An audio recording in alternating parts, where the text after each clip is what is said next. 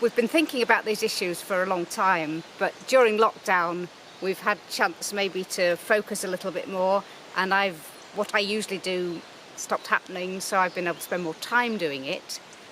To get a grip on what we're trying to do, you need to get a sense of the whole place.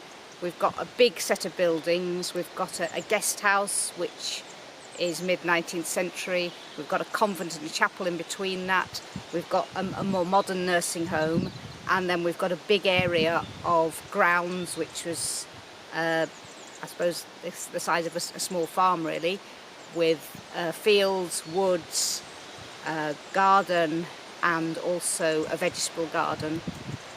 So the question's been, how do we look after this as well as we can, and what more can we do? So in terms of the house, one of the many big challenges has been the heating system. We've got, one of the systems has over 190 radiators, and that's just one of the two systems, actually one of the 6 systems, but one of the 2 main systems. So I'm just giving you a sense that some of you will also share very much of how complicated and difficult it is to get to grips with these things. And we've actually just been able to complete a project whereby pretty well all those radiators now have thermostats on. So I'm really just trying to encourage you, it is possible, something that we've been wanting to do for a long time, we've been planning for a year, has actually just this week been finished. And that, along with a lot of insulation we've been doing, will make a huge difference to the heating bills of a very, very complicated old building where we're stuck with a very ancient system. I'm sure some of this is familiar. That's just an example of what we're trying to do inside. We know there's a lot more to do, double glazing, changing to better lighting and so on. So we've got those projects which we hope one at a time we'll be able to work on. The garden in a way is more fun, although you can get very excited about radiators if you want to. And in the garden we'd already got a working vegetable garden and some lovely flower gardens, but we've been concentrating on building up our wildflower areas. So just below me here there's a row of lavender which weren't there at the beginning of lockdown, and the bees are now enjoying them enormously. We're actually planting lavender bushes in another area in memory of the residents who die, and we've also been chucking wildflower seeds and nasturtium seeds around that area, so it's been a riot of colour in front of the nursing home this summer, and the residents have really enjoyed sitting watching, looking at the colours and watching the activity in that area. We've been tree planting. We had a tree planting project with the local school, which was great fun.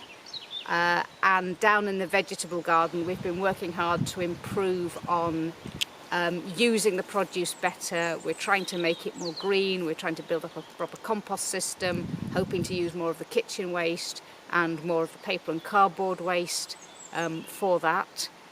So each of these things takes time, there's a lot of challenges, and you have to learn an awful lot in order to get these things right. One of the things I've realised is quite how much you need to know in order to garden in a nature-friendly and sensitive way. If you don't want to just casually spray things, you really need to know a lot about what's going on biologically and botanically. So it's been a very, very interesting journey that we're really just at the beginning of, but we can already see some big changes and some good changes for the future as well. We've made, for example, one of the problems with growing tomatoes is that you always have a glut. So we've been able to make a link with a local food club and drop off our excess tomatoes, so they're going to people who may not get a chance to have fresh tomatoes, some of whom who couldn't afford to pay for them, and they're not getting wasted. That's one example of the many kinds of things you can do.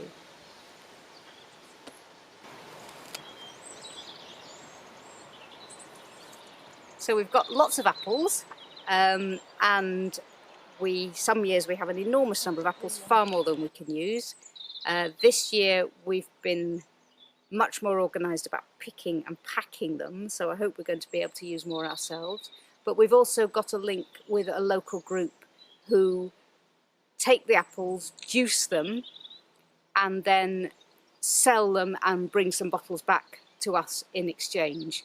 So it's a total win-win situation. We get our apple trees properly stripped, nothing wasted. They'll also take a lot of windfalls, and then we get all these lovely bottles of juice, and they get some juice that put some money in to keep the project going.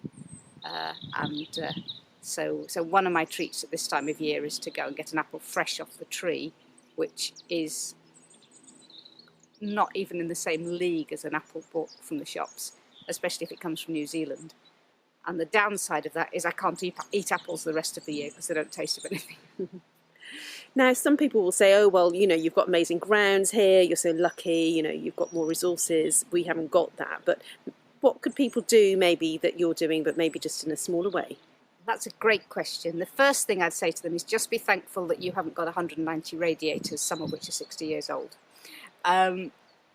But actually, I've got a bit involved in a local project which maybe partly answers that question.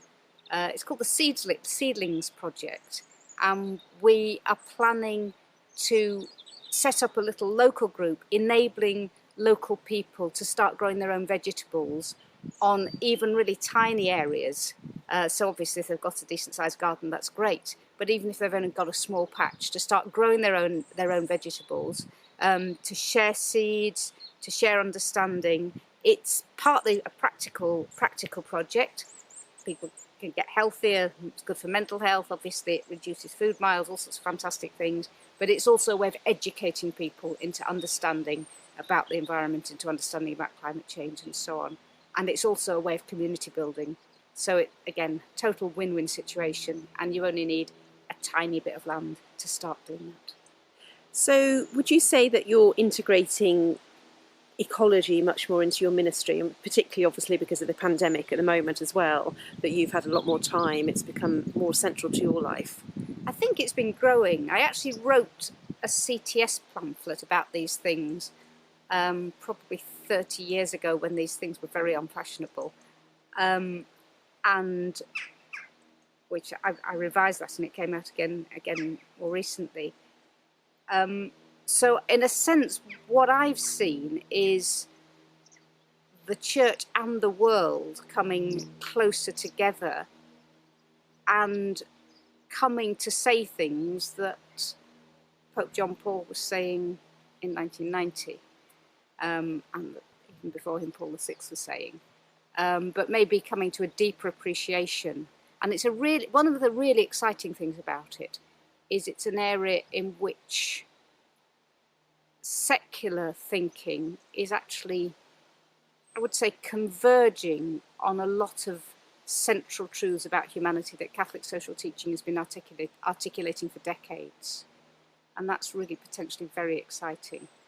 And a lot of it is about the idea that if you do things right in one area, they'll start working in other areas. And that you can't, as Pope Francis repeatedly says, you can't separate the cry of the earth from the cry of the poor. You can't separate our abandonment of values and higher aspirations, and our abandonment of the planet, our abandonment of people in need. So it's really quite an exciting time, and it's been an opportunity in the last few years to sort of really build on and build on that background I've had for a long time and focus it.